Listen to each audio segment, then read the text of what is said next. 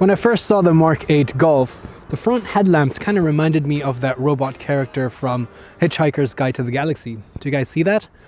Anyway, here in the GTD, unlike the GTI or the GTE, we don't have a colored line running through the front. In the GTI it's red, in the GTE it's blue. Here it's just a silver color. It doesn't really pop out, but what does pop because of this is the LED light which runs through the middle. So when it's lit up, it really shines. You get the optional IQ lights, which are the matrix LED, which work really quite well. Further down, you have the very athletic GTI-inspired bumper with this crescent-shaped plastic element down here, honeycomb structure for the grille, and I really do like the placement of these LED fog lamps. Kind of has a pattern that resembles a checkered flag, again referencing the racetrack, kind of showing its athletic, sporty character. It's 1.78 meters wide, so not too different from the standard Golf. So, what do you guys think of the front design? All right, let's take a look at the side profile. The first thing that grabs your attention are these gorgeous 19-inch rims. As standard, you get smaller rims, but I do like the way these fill out the wheel arches with those red calipers inside. You can also get the DCC, which is the dynamic chassis control, which is a continuously varying suspension damping system, and I think it's a great addition for a hot hatch. The suspension itself is lowered by 15 millimeters. Along the side, I also like these large side skirts, which visually bring the mass of the car lower to the ground and give it a more athletic stance. Overall, the Golf GTD is 4.28 meters long. At the back, on the top, you'll notice there is a nice spoiler. It's quite subtle. I would say it's more cosmetic than functional, but again, enhances the sporty appeal of the GTD. Towards the middle, very horizontally drawn LED rear lights. And finally, the good news is at the bottom, you also have real exhaust tips. For the GTI, you have two single ports on either side. With the GTE, you actually have, unfortunately, fake cosmetic exhaust tips on the bumper, where the real exhaust tip is further behind. But as you can see in the GTD, you have a dual port exhaust offset to the left side. I think it looks really cool. What about you guys? Let's take a look under the hood. Well, actually, while we're at it, let's take a look at the hood itself. As you see, there's a manual strut bar, no hydraulic or pneumatic struts, which honestly, I don't really care for. I don't think the common consumer really looks under the hood that often. So, what powers the Golf GTD?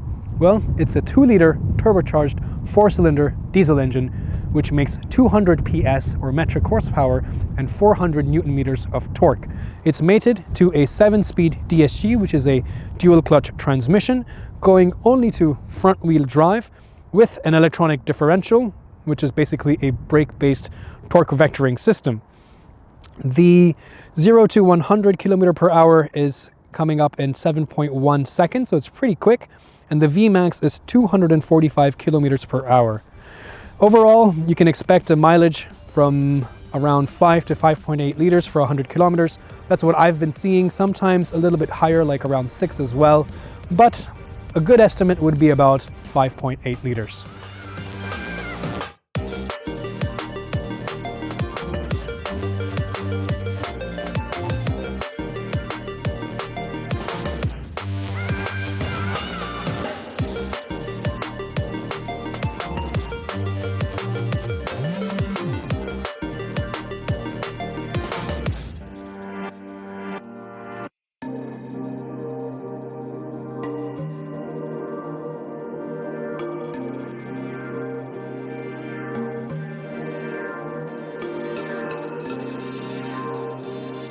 Inside the new Golf, well, the first thing that takes your attention is this completely digital cockpit. We'll speak a little bit more about that in a minute, but I also really like the driving position. So the seating position is really sporty. You have a lot of adjustment in the seat for height, of course, moving it in and out. These are the sport seats with a nice tartan-like fabric checkered pattern, which is really comfortable with plenty of side bolstering to hold you in place and integrated head restraints. The steering wheel is also really nice and chunky. The new logo is not as prominent as the older logo. It's a little bit more subdued, but you do have a flat bottom. It's a very nice grip as well. The materials and the build quality are, I would say, at par with the other competitors. Soft touch on the top of the dashboard, a nice honeycomb texture in the middle, but fit and finish, It's not the best, but at this price point, I think you're getting what you're paying for. The plastics are definitely harder the lower you go down, but it's not the end of the world. There's plenty of storage spaces as well in the doors, a nice sized glove box. Because of the shift-by-wire 7-speed DSG, there's not much going on in the middle in the center console, so you have some trays and some other areas to put your things. A nice bottle holder, which is also adaptive, and of course a center armrest with a cubby hole inside. The steering wheel has a lot of different functions. On the left-hand side, you have buttons to control the assistance systems. For example, you have a button here for the travel assist, which works really well, and I'll tell you more about that once we're driving. You also have volume control over here. On the right-hand side, you have buttons to navigate through the menu and the virtual cockpit, as well as things like the steering wheel heater, which is really great for a freezing cold day like this, and to change the track. Now, when I say buttons, when in reality, they're just one big panel on each side. And this looks nice, but there's some problems that I've noticed. For example, since you don't have different bifurcated buttons, right over here on the right side, you see there are 3 different functions really close to each other. And even after a week and a half of living with this car, I find myself hitting the wrong button when I want to maybe turn the steering wheel heater off, but then I change the track instead. So it's not the best, and I think this could have been executed a little bit better. It does give you haptic feedback nevertheless. And what I also like is that you can use this as a swipe. So for example, since they're touch sensitive, you can use the swipe feature to change the volume really quickly. Of course, this has a 7-speed DSG, so you have paddle shifters on the left and right, although they're quite small, and I wish they were a little bit bigger and maybe a different color, like similar to this chrome accent here, to make that a little bit more sporty feeling. The virtual cockpit is highly customizable. Right now I have a view where you can see the tachometer in the middle with a nice speedo readout. There's also a lot of that honeycomb texture that we saw on the dashboard as well as in the front grille that is animated here as well. On the left there is a charge pressure and there is a G meter on the right side. Not sure you really need a G meter. So in fact you can go by pressing on the right button on the steering wheel and change that to something like, for example, a compass if you would like. There's a whole host of different options for each of them, for the left as well as the right. If you don't want this view altogether, you can press the view button on the steering wheel, and then, for example, there's one which has the driving data with, for example, your consumption, a navigation map, which is very useful if your co-passenger wants to connect their phone, so you don't have to worry about missing out on the navigation instructions. There's also a view with the assistance systems, and a very simplistic view as well. All right, now let's take a look at the infotainment system, and there's quite a lot to talk about this. I know that we've seen these kinds of systems before. It's not something new. In fact, I saw this in the Volkswagen Caddy that I drove recently, as well as some similar systems in, for example, the Cupra Formentor. And now, all said and done, I'm fairly happy with using touchscreens now. It's the way it is, and that's fine. What I don't like so much, and what we can start with, are these sliders. First of all, the climate control system is very glitchy. A lot of times when I turn the car on, it just does not want to work. And no matter what I do to try to change the temperature or press the Klima hotkey button down here for changing the temperature, it just does not work at all. And it's not a matter of turning the engine off at the traffic sign to restart the system. You really have to let the whole system boot down, which takes a couple minutes, wait, and then boot it up again. So it can only happen when you've parked and come to a stop at a parking lot or at home or something like that. So I'm really unhappy with the fact that this climate system was glitching out many times. Another thing I don't like are that these sliders, while fine, I can live with them, but they're not backlit. So at night, it's really impossible to know what you're touching and where. And if you really want to change the temperature, you have to go to the climate menu down here and then start changing the temperatures again manually. And that's too many touches and too many actions required in the dark when you're driving. So this should definitely have been backlit, these sliders over here, and at least a couple rollers or a couple physical buttons would have been so much nicer and so much safer. That being said, the rest of the system is pretty good. So it's very similar to a smartphone with the shapes. They also have gesture control, so if you want to wave your hand, it will also shift between the different home pages. You have a drawer from the top, for example, to turn off the auto engine kill switch, or the auto start stop. But this, you have to turn this off every single time you start the car again. It doesn't remember what you had previously, which I don't really like. You also have different app connections, so you can connect, for example, with Android Auto or Apple CarPlay, and also you can even use wireless Android Auto and things like that. So the modern stuff that you expect, which is very useful. You have a lot of different safety features on this car that you can also manipulate. For example, you can go directly to the assistant menu here, and you have the traffic sign recognition, the driving assist, which combines lane keeping assist, traffic sign recognition, adaptive cruise control, and all of these systems to work really well. And I'll show you that once we're driving. But you can also monitor things like your tire pressure and so on and so forth with these different menus. A lot of customization again. For example, there's a lot of really nice LED lighting inside the car in the cabin for the ambient lighting, and you can change the different color schemes, and that also reflects, for example, now all the logos, all the icons on the system are orange, as is my infotainment, my cockpit. And you can set these different things, and if you don't like any of the presets, you can create your own. So there's a lot of different options, and it's always fun if you're into this kind of stuff to set it up. Ultimately, maybe in the first week you have the car, you set these things up and you won't change it after that. There is also the optional Harman Kardon audio system, which sounds really nice. You have different variations in the way you want the sound profile to be, either more surround or more focused, different EQs and boosting, different profiles of the sound itself. So really nice system that you will definitely enjoy. Ultimately, on this main screen here, you have like 3 widgets, which is probably what you're going to be using at the most amount of time. You'll have a small navigation screen, your audio, and a couple other small widgets. The navigation works fairly well, but if you don't like the way this works, you can always just use your Google Maps from Android Auto, and some other information on the 3rd page. So overall, a good system, but I don't like these sliders, which are not backlit, and I wish the climate system would not be so glitchy. Further down, you have those shortcut buttons. Also a drive mode selector. You have Eco, Comfort, Sport, and Individual. And a couple USB-C ports down there, and an inductive phone charging port as well. Things here in the back seat are pretty good. Getting inside is fairly easy. The seat is set to my driving position. I'm 5'8", or about 1.73 meters, and as you can see, I have plenty of knee room.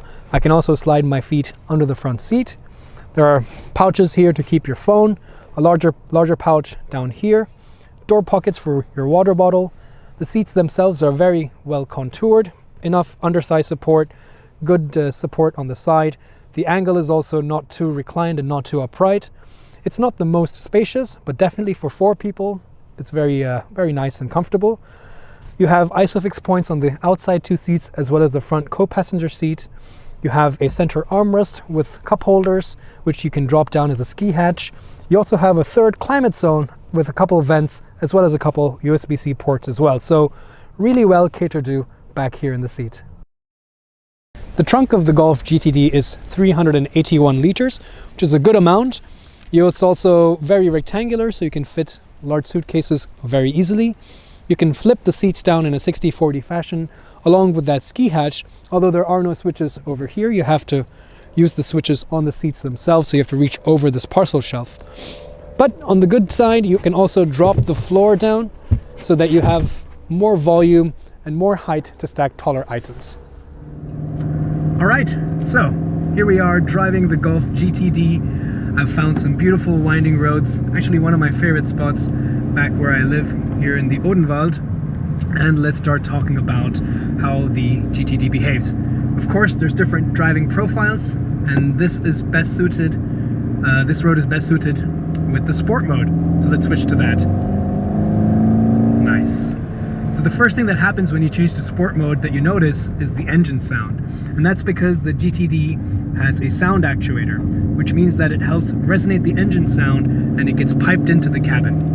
Another thing that changes is the steering weight. Now this has a progressive steering rack, but the weight also increases in the sport mode, and it helps you feel, get a little bit more feedback from the steering wheel.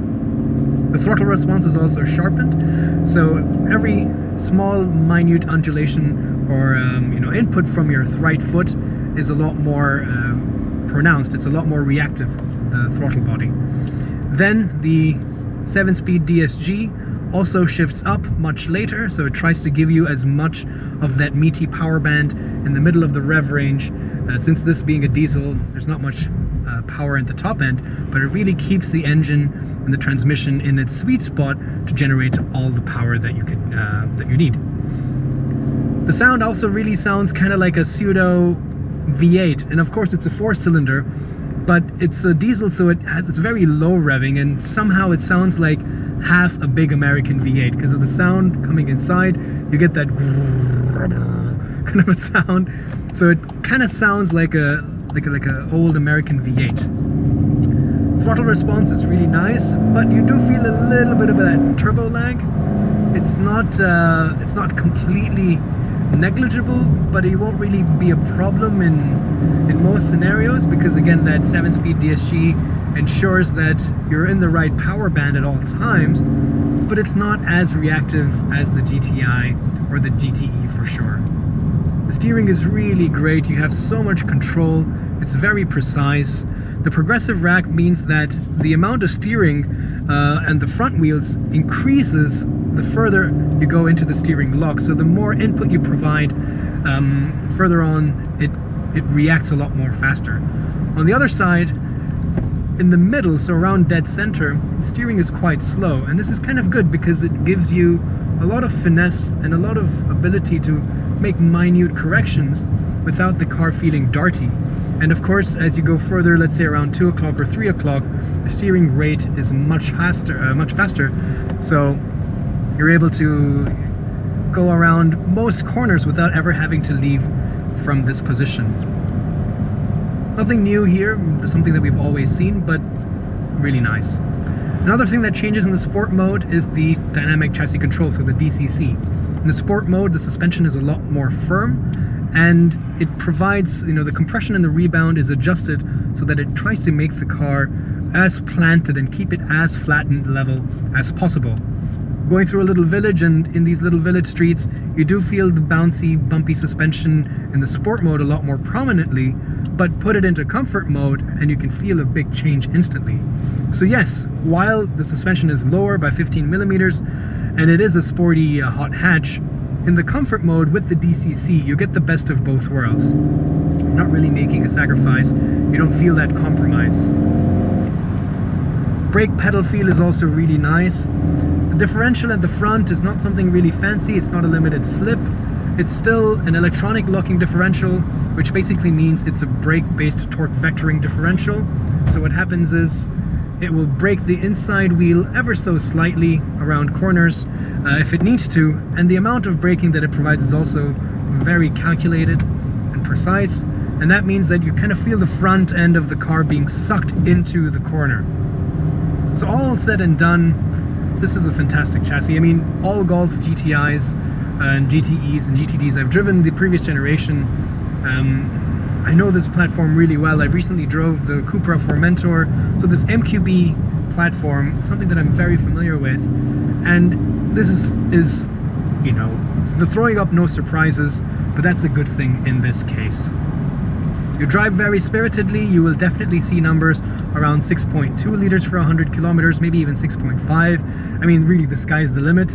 But if you drive with a light right foot and you make, use of the suggestions that the car provides with its EcoSense kind of eco-suggestion system, where it will tell you, for example, if it knows that from 100 kilometers per hour, the speed limit is going to be 50, we're coming up to a junction, it will tell you to lift off the accelerator. And then you can really get a lot better efficiency. There's a lot of black ice and snow on the road, so it's not the most safe to push, so I'm not going to push it too hard today. But in the eco mode, what happens now is the throttle response is a lot less sharp. It's very dull, to be honest, and this ensures that you don't accidentally rev the engine too high unnecessarily. The gearbox shifts up as quickly as possible so that you're in the lowest RPM. Even the air conditioning, the adaptive cruise control, these systems are also adapted to use as little fuel as possible. The engine is also quieter on the inside. If you want something in the middle, somewhere halfway, then you have comfort mode. And then you get a little bit more engine sound, you get a little bit more throttle response. The chassis is also really soft, but the steering is also a little bit, gives you a little bit better feedback. Let's keep it in sport mode because we're on a beautiful road. Let's talk a little bit about the suspension. So the suspension, like I said, with the DCC, you have different modes, so it is fairly comfortable. To aid the comfort, I think these seats are also really good. There's plenty of support, there's a lot of adjustment, albeit manually, and they're very soft but supportive. Side bolstering is also pretty good. I'm not the slimmest person and I fit here very well. If you are somebody who is on the healthier side, the side bolsters might be a little bit intrusive, but on the whole the seats are very comfortable. Sound insulation is also really nice. So of course in the sport mode the engine sound is audible because it's designed to be, but there's very little in terms of wind noise or road noise. Even on the Autobahn at high speeds, it is very quiet in here. So NVH levels are definitely really good.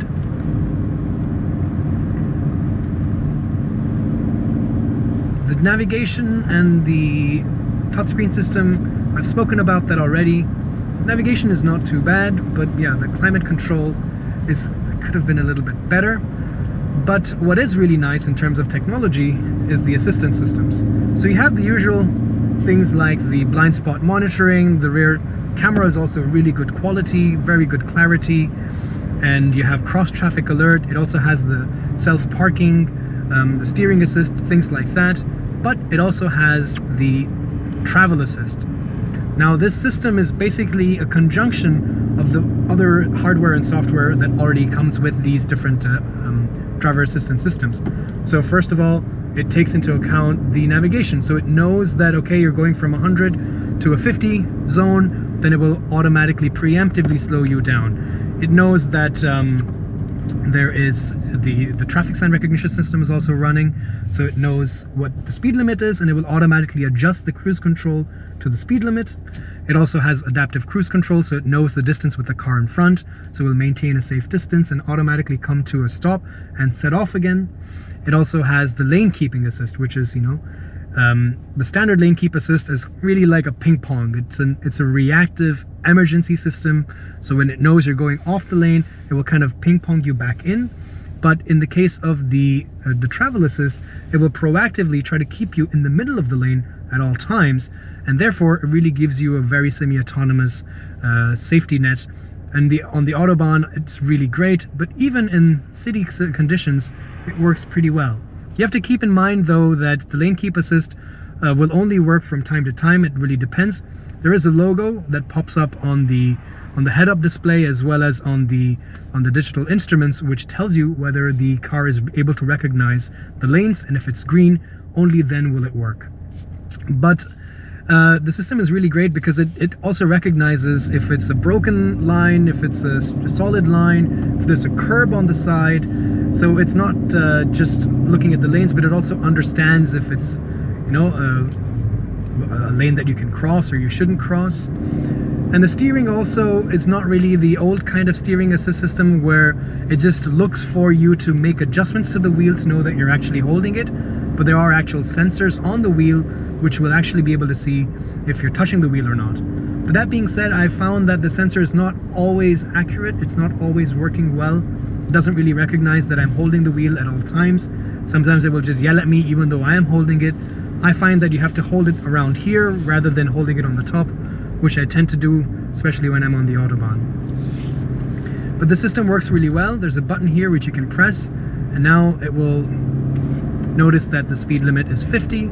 It will maintain that speed. It will keep me in the lane. So overall, really nice. There's also a lot of connected car tech.